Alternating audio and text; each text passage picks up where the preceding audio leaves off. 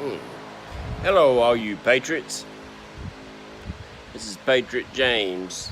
Just want to make a little video on the last fishing trip I made last Sunday night. Caught quite a few catfish and my PB, the big 44 pounder. I caught it on bottom, but I caught 4 other cats, nice cats, using a float, a slip float. And it was one of the slip floats I've had for many a year, and it's one of the long, I guess about a 1-inch round balsa wood floats. But that float, would only support maybe a 1/2 ounce weight, 1 ounce at the most, depending on what size bait I was throwing.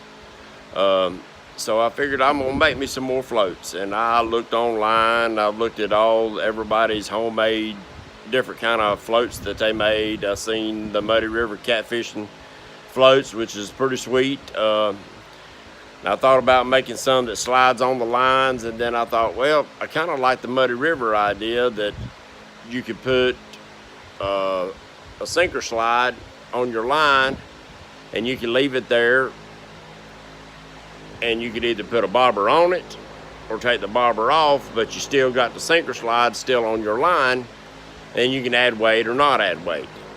Well, 99.9% of the time I'm throwing a Carolina rig, so I really don't need a sinker slide for my sinkers on there.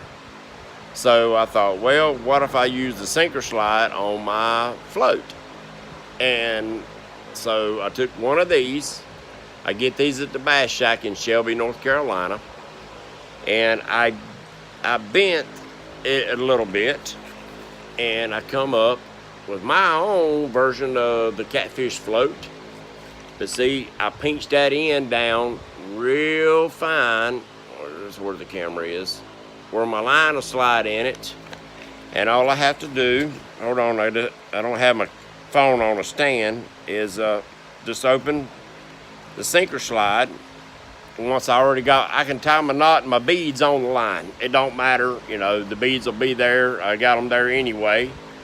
So you just open it up, slide that up on your line, and then you just close it back. And voila, you got a float on your line. It swivels around. I locked it in place with a coat hanger, slid it through, locked it in place there, and I glued another top into it. And I do have glow sticks. Where's one of my glow sticks? Right here. Right here's a glow stick. Hold on just a second. Let me set this down somewhere. And you just take your glow stick and you poke it in the top.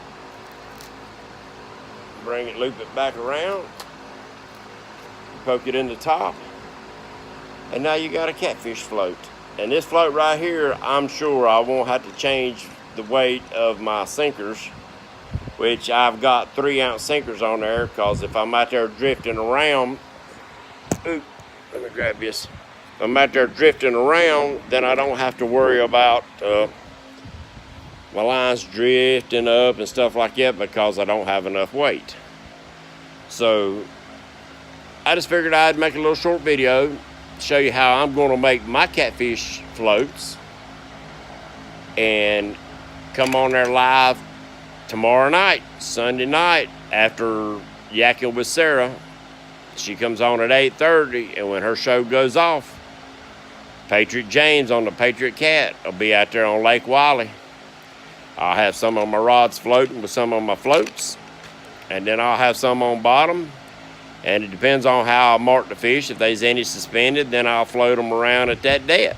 And all I have to do is tie a stop knot on my lines, which I can tie my own stop knots, and don't have to cut my lines apart or anything. And I think my bead's already on there. So if my bead's already on it, I'm good to go. If not, then I will have to cut and put a bead on there and then tie it back together, which ain't no biggie.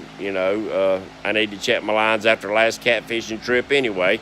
Each one of you ought to do that before you go get back in the water, is check all your leader lines, all your knots, and your main line to make sure there's no nicks, cuts, or whatever from your last fishing trip. You don't want that 44 pounder for you to break off. And actually, after I went offline last week, I had another big, hard pull down. It was I never got to see it. It was on my old grandfather's old pin reel.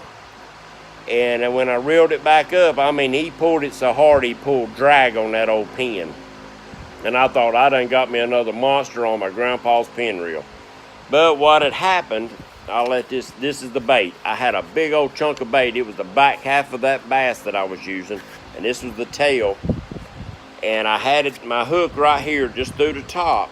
But somehow when he hit it, it turned the hook back into the bait. So when he was pulling drag, he never had the hook or anything. All he had was the chunk of meat, and it never hooked up. So that was my fault. I should have tied a double hook rig on that, and I didn't. Now, the other rod, I did have a double hook that had the big bass head on it, but that one did not. And when it turned back into the bait, I missed it. That could have been 2 monster fish in one night. But it didn't take place, so that's fine. Going back after it tomorrow night. So after yakking with Sarah, come on the boat with the Patriot James, and we'll see what we can do. Maybe I want to look unorganized and dance around like a sweat ball. That big old catfish made me sweat. But tomorrow night, after yakking with Sarah, she comes on at 8:30 on YouTube. Check her out.